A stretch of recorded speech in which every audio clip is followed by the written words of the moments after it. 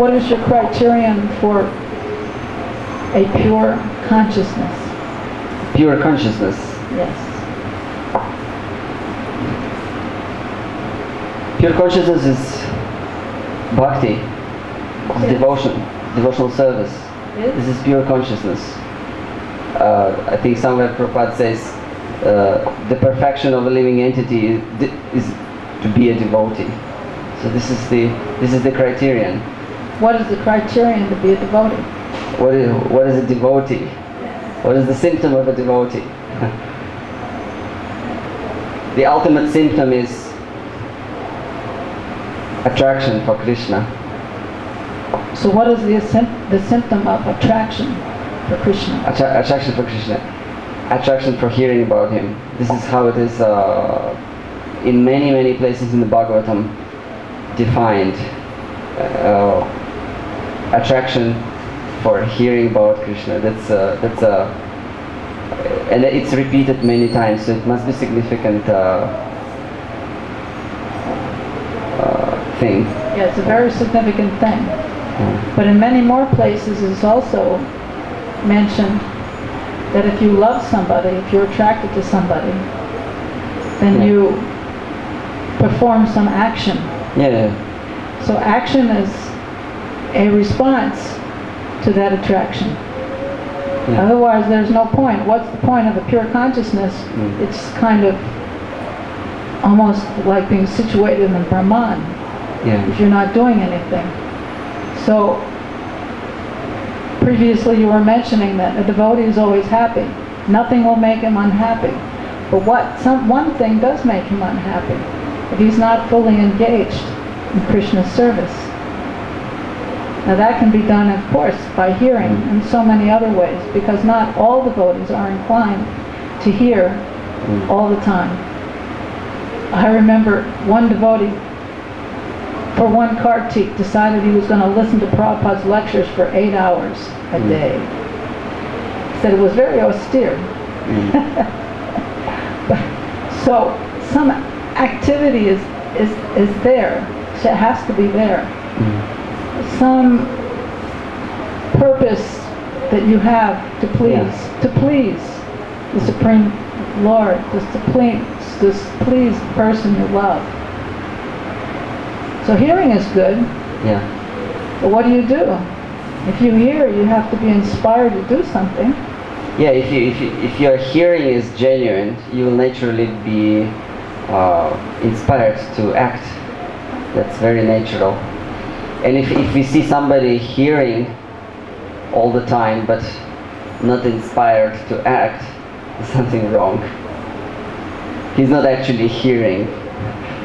Where there's hearing, there should be chanting. Yeah. And therefore we have the preaching movement. To engage others. Yeah. And therefore Srila Prabhupada also coined this term, this devotional service, just to give it another kind of a hint that not just devotion but devotional service. It's a practical, it's a dynamic activity. It's not just about on the mental platform. It is actually expressed in a very practical ways in variety of activities and services and yeah.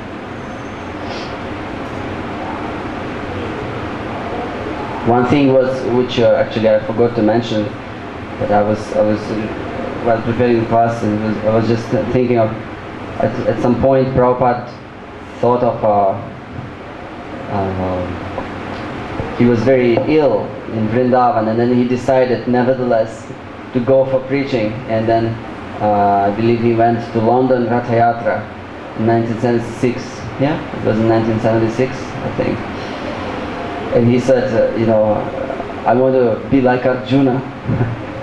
I want to go on the battlefield. So this is very inspiring. The expression in my country is to die with your boots on.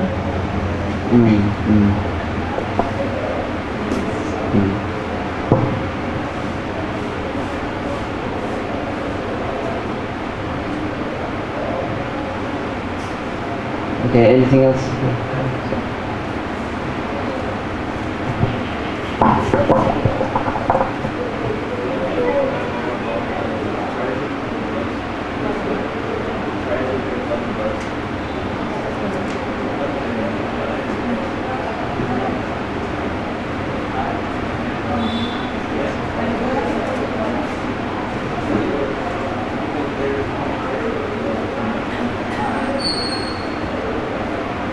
Alright, is there anything or we can stop?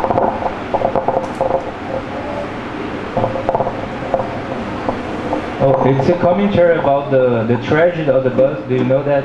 About the Russians that when the bus fell on the water these days and two devotees lost their lives. What I can't understand. Actually, it's because I was reading Bhaktivinoda Thakur these days. I think it was not a coincidence, so I think it's important. It's very quick. Someone asks him, what is the result of traveling to holy places? To Bhaktivinoda Thakur, Okay. he responds, a holy place is wherever devotees reside. Therefore, pacify your mind and associate constantly with devotees. Wherever Vaishnavas reside, that place is Vrindavan, and one will experience unlimited happiness in the place.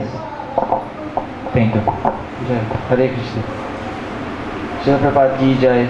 Srimad Bhagavad Gita ki jai. Thank you.